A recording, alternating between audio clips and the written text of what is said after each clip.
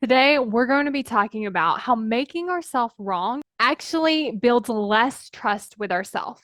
So, I want you to think about what happens when you make a decision, and then that decision didn't go the way that you thought it did. So, what you tell yourself is you made the wrong decision. You should have picked something different. You should have known better. What that does is when we then go to make the next decision, we're like, ooh, I don't know if I can do that. I don't know if I can make this decision. I want to make sure that I'm picking the right one. And it's because what we've done is we haven't created this like safe landing place where it's like you're going to make a decision. And then either way, no matter the outcome, you're still going to be nice to yourself.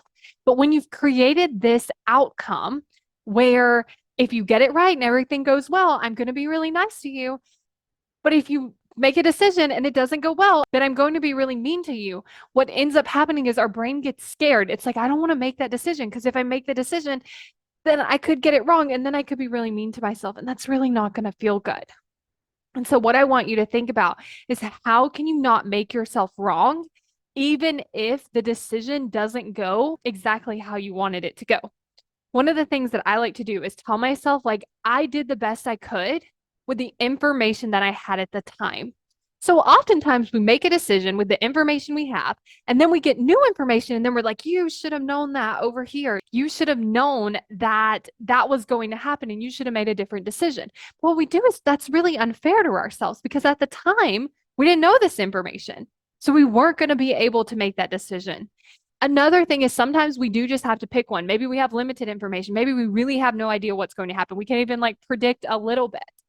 And then we get mad at ourselves for the outcome not being what we thought it was, like we somehow could have controlled it. A lot of times it looks like we can, right? Had we just picked a different decision, we could have controlled the outcome. But what we forget is the person that was in that position doesn't know these things. It doesn't have this information. It can't predict the outcome because we just don't know any of that information. So, what I want you to think about is if you want to get really good at making decisions, you're going to want to build that trust with yourself. And the way that you do that is the way that you talk to yourself after you've made a decision and then you get the result from that decision.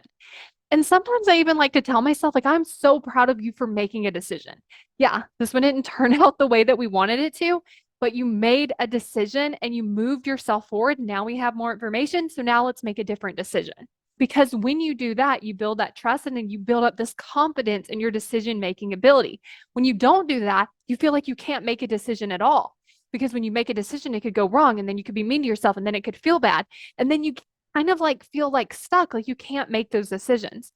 So it really comes with building that trust with yourself and how you talk to yourself after you get the result of a decision. And if you want to create more commitment, make sure you go to createcommitment.com so that you can join the waitlist.